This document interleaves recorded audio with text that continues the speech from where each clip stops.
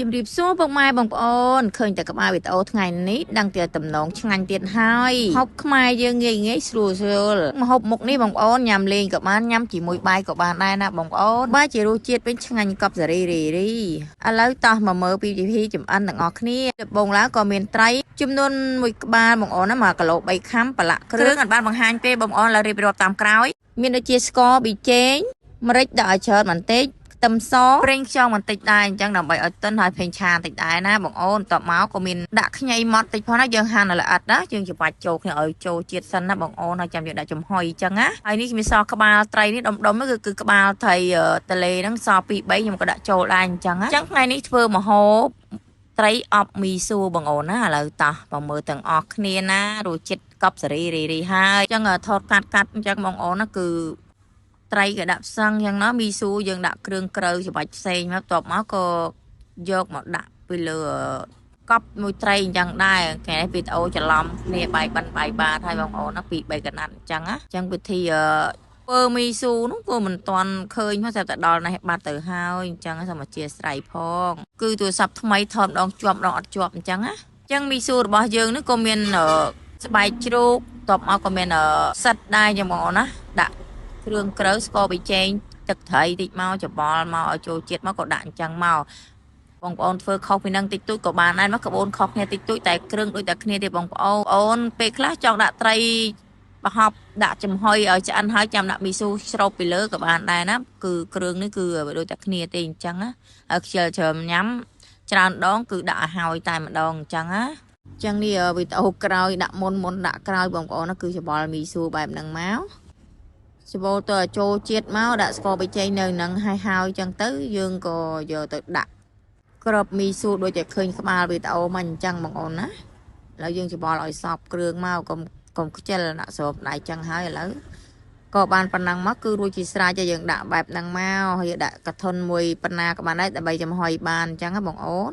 គឺកូនខ្ញុំចូលចិត្តញ៉ាំណាម្ហូបមួយមុខនេះម្ហូបលេងអីចឹងណា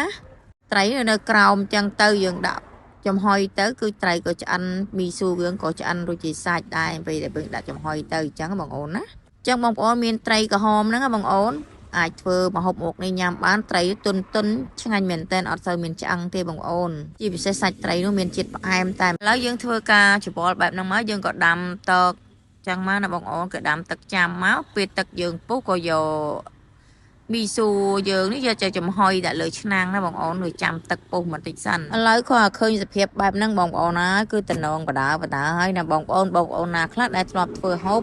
បងប្អូនណាខ្លះដែលមិនទាន់ដែលធ្វើហូបសម្រាប់ម្ហូបមុខនេះណាអញ្ចឹងបងប្អូនអាចសាកធ្វើបានណាកុំភ្លេចមើលវីដេអូនេះហើយជួយ Subscribe Channel YouTube នាងខ្ញុំម្នាក់មួយផងដើម្បីលើកទឹកចិត្តបន្ទាប់មកចុចសញ្ញាកណ្ដឹងដើម្បីតាមដានវីដេអូថ្មីជារៀងរាល់ថ្ងៃផងដែរពិសេសនោះជាសិតតែម្ហូបខ្មែររបស់យើងត្រូវគាំទ្រម្ហូបខ្មែររបស់យើងណាបងប្អូនកុំឲ្យបាត់បង់ណាយើងចេះច្នៃបានគ្រប់មុខតែម្ដងជាពិសេសនោះរសជាតិឆ្ងាញ់កប់សេរីរី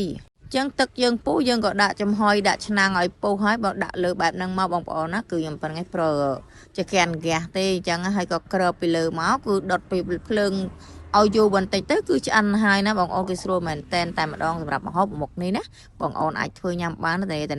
ឡូវមកបើកមើលផ្សារទៀតគឺឆ្អិនបាត់ទៅហើយអញ្ចឹងណាខ្ញុំថតកាត់វីដេអូនេះបងប្អូនណាចឹងគ្រាន់តែបញ្ចូលសំឡេងមកគឺក្លិនដងទៀតបងប្អូនរោយតែលឹកខ្ទឹមដាក់តែម្ទេសតិចទៀតអែមតែម្ដងហើយសម្រាប់ម្ហូបមុខនេះបាយជាមីស៊ូរបស់យើងទុនឆ្ងាញ់មែនតែនបងប្អូនហើយឥឡូវឆ្អិនណាបងប្អូនឡើងទុនល្មើយហើយគ្រាន់តែឃើញសភាពបែបហ្នឹងណាចំហុយចំនួនតែកន្លះម៉ោងគឺឆ្អិនបាត់ទៅហើយអញ្ចឹងបងប្អូនណាចឹងកន្លែងនេះដែរបងប្អូនខ្លះចូលចិត្តការ៉ុតដាក់អីទៅណាឲ្យតំណងចឹងតែខ្ញុំអត់ទៅចូលចិត្តអត់ដាក់ទេអញ្ចឹងសាប់ចំណងចំណូលចូលចិត្តដាក់ក៏បានមិនចង់ដាក់ក៏បានតាមផ្ទះរៀងខ្លួនអញ្ចឹងយើងហូបជាអាហារប្រចាំថ្ងៃរបស់ស្រុកយើងបងប្អូនណាចឹងម្ហូបបែបហ្នឹងបងប្អូនណាយូរធ្វើម្ដងគឺឆ្ងាញ់កប់សេរីមែនតែម្ដងញ៉ាំបាយបានច្រើនជីគីឡូវិញឡើងសើតតែម្ដងឥឡូវមកកាយមើលឡើងទុនល្មើយបងប្អូនហើយចាំមើលកាយត្រីរបស់យើងបងប្អូនឡើងសាច់ឡើងទុនតែម្ដងនៅខាងក្រោមបងប្អូនចឹងមិនបាច់អាសាច់ជ្រូកបងប្អូនមានតែត្រីអប់មីស៊ូក៏ឆ្ងាញ់ដែរបងប្អូនហើយតើឥឡូវបងប្អូនណាខ្លះដែលមិនទាន់ញ៉ាំបាយមកញ៉ាំបាយជុំគ្នាមួយខ្ញុំទាំងអស់គ្នាណាម្ហូបយើងឆ្អិនហើយក៏បងប្អូនដូរតែបាយមកណា